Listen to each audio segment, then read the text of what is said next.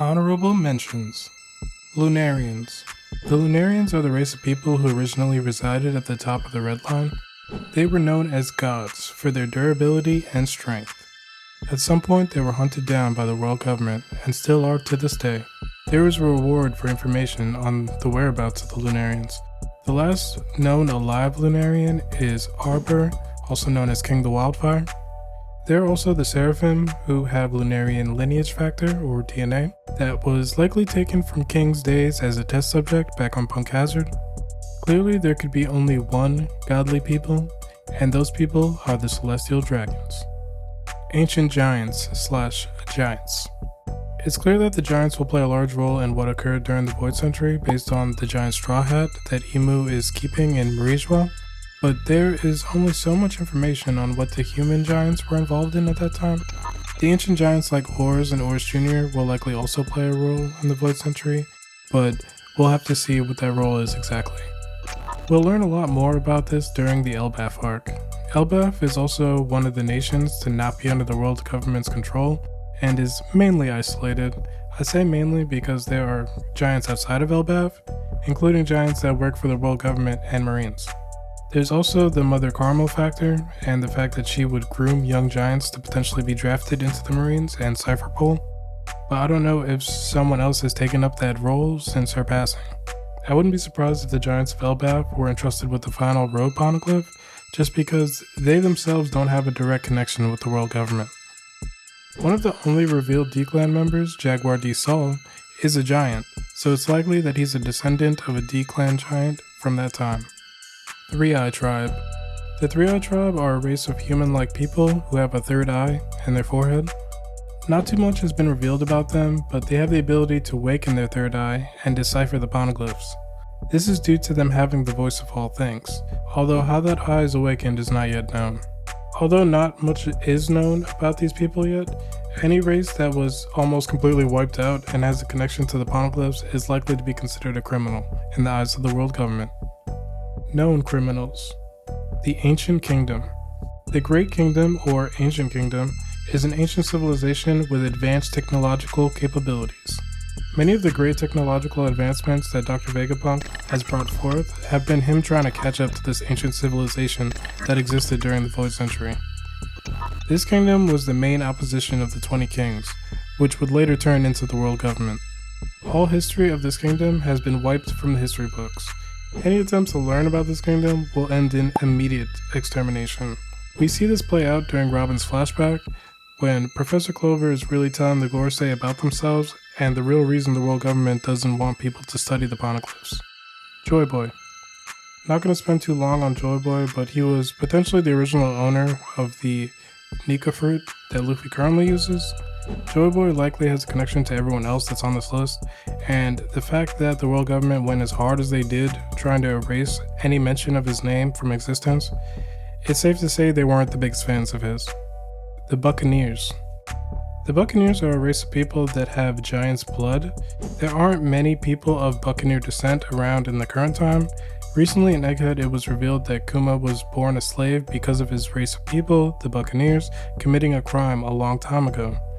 Now, if their people committed a crime that long ago, and their descendants have to bear the punishment all these years later, similar to the Lunarians, I know they must have really pissed off the 20 Kings at that time.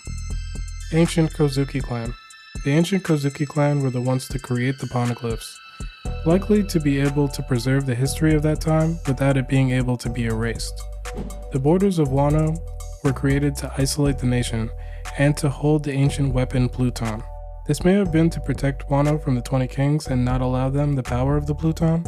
However, whatever Kozuki Odin learned on the island of Laughtail with the Pirate King made him leave his son and vassals with the mission of opening up the borders of Wano. After closing its borders, Wano remained isolated as one of the nations outside the world government's control. Nefari Lily. Nefari Lily is mentioned by Emu in his conversation to King Cobra. She revealed the fact that she was a D-Clan member to the people of Alabasta through a letter that she sent home to her brother, who took over as Alabasta's leader. D-Clan members are stated to be the 20 Kings' enemy and the natural enemy of God. Emu also states Lily had a grave mistake which caused the poneglyphs to be scattered all across the world. However, Emo thinks that this may not have been a mistake, which is confirmed by Lily's status as a D-Clan member. And if it wasn't a mistake, then it was surely a crime. The Nefari clan was one of the only members of the 20 Kings that decided to leave and start their own nation and not to become official celestial dragons. So it's clear there was a great betrayal of the 20 Kings that Lily was a part of at that time. Zunisha / Ancient Mink Tribe. Zunisha is the enormous elephant which roams around the New World with the Mink Tribe's nation resting upon its back. Zunisha was an ally of Joy Boy. Realistically, that's all you really need to know, because I doubt there were many people that were messing with Joy Boy that were also looked at favorably by the 20 Kings. Zunisha also apparently committed a crime a long time ago and was punished to keep roaming the planet. This elephant has a mysterious connection with Momonosuke of the Kozuki clan, where he was able to not only hear what the elephant was thinking through the voice of all things, but was able to command Zunisha and break the command of forever roaming, even if it was just for a moment. It's possible this connection could be ancient weapon related, similar to Shirahoshi's connection with the Sea Kings, or it may be something entirely different. I think this will be something different because Wano already is the place where the Pluton resides, so I doubt they would also have the final ancient weapon in Uranus. It's likely possible that Zunisha had a relationship with the ancient Kozukis, as the Mink tribe which lives on her back were clear allies of the Kozuki clan, as they have their crest inside the whale tree and were also one of the people entrusted with one of the 4 road poneglyphs. Pedro believed that Luffy and the Straw Hats were the people that the Kozuki and the Minks have been waiting centuries for, who would bring about the dawn of the world. Ancient Handians. The Handians are some of the original people that lived in Jaya in the city of gold known as Shandora. They were taken down by the 20 Kings but managed to protect the poneglyph that was in the city. This poneglyph would have a message about the whereabouts of the ancient weapon Poseidon. Ancient Poseidon.